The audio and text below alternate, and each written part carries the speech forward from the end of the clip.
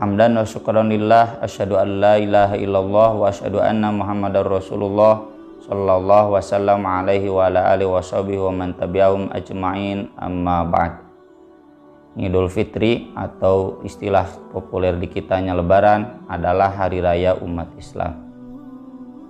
Nabi SAW memperkenankan, membolehkan anak-anak perempuan untuk bernyanyi-nyanyi, memainkan musik, tentunya yang tidak melanggar syariat.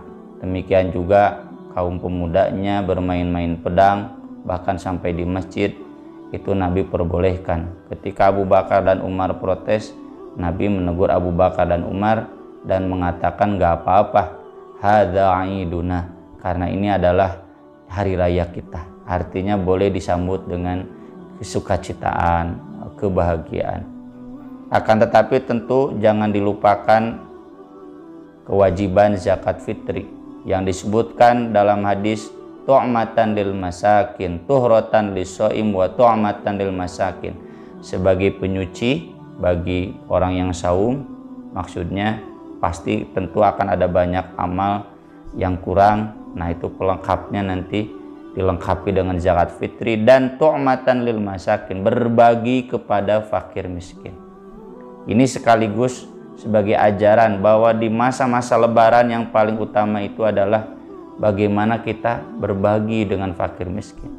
Jangan menjadikan lebaran sebagai ajang memperlihatkan kesenjangan sosial, memperlihatkan status sosial yang lebih tinggi dari orang lain. Itu orang yang tidak pantas berlebaran. Tentu di samping itu juga dianjurkan seperti yang diperintahkan oleh Allah, a'udzubillahi minasyaitonirrajim, walitukmilul iddah walitukabbirullaha ala ma hadakum. Ketika selesai iddah bilangan Ramadan, maka kita perbanyak takbir.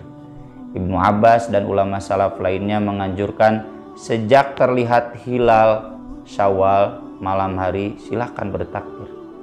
Ketika keluar rumah sepanjang perjalanan silakan bertakbir. Ketika datang ke tempat sholat id silakan bertakbir.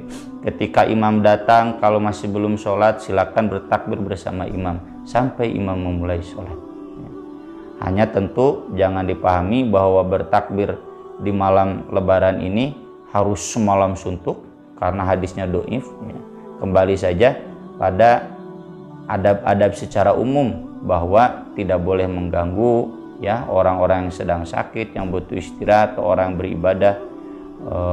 Takbirnya cukup sekemampuan kita saja, tidak harus semalaman suntuk. Dan orang yang mampu, maksudnya sehat, sangat dianjurkan untuk datang pagi harinya ke tempat sholat id. Mau di lapang, kalau terkendala di lapang boleh di masjid atau di tempat lainnya. Bahkan Nabi SAW memerintahkan perempuan yang haid sekalipun yang haram sholat tetap harus datang. Bahkan perempuan yang tidak punya jilbab pun harus dipinjamkan oleh tetangganya hanya untuk datang. Perempuan yang haid tentu saja kata Nabi memisahkan diri di pinggir agar tidak mengganggu jamaah sholat. Ini saking harusnya datang ke mushola, ke tempat sholat itu. Dianjurkan juga sebelum berangkat makan terlebih dahulu untuk menunjukkan bahwa pada hari itu tidak saum. Kemudian membedakan jalan pergi dan berangkat. Ini sama dengan yang tadi, harus hadir ke tempat untuk memperlihatkan jamaah kaum muslimin yang banyak wa da'watahum, dan memperlihatkan syiar dakwah. Membedakan jalan berangkat dan pulang juga demikian untuk memperluas syiar Islam. Dan ada hadis yang menjelaskan bahwa Nabi sepulang ke rumah sholat 2 rakaat. Dan itu hadisnya hasan, kata Ibnu Hajar dalam Bulughul Maram. Tidak perlu dipertentangkan dengan hadis Ibnu Abbas yang mengatakan tidak ada sholat sunat sebelum dan sesudah sholat Idul Fitri.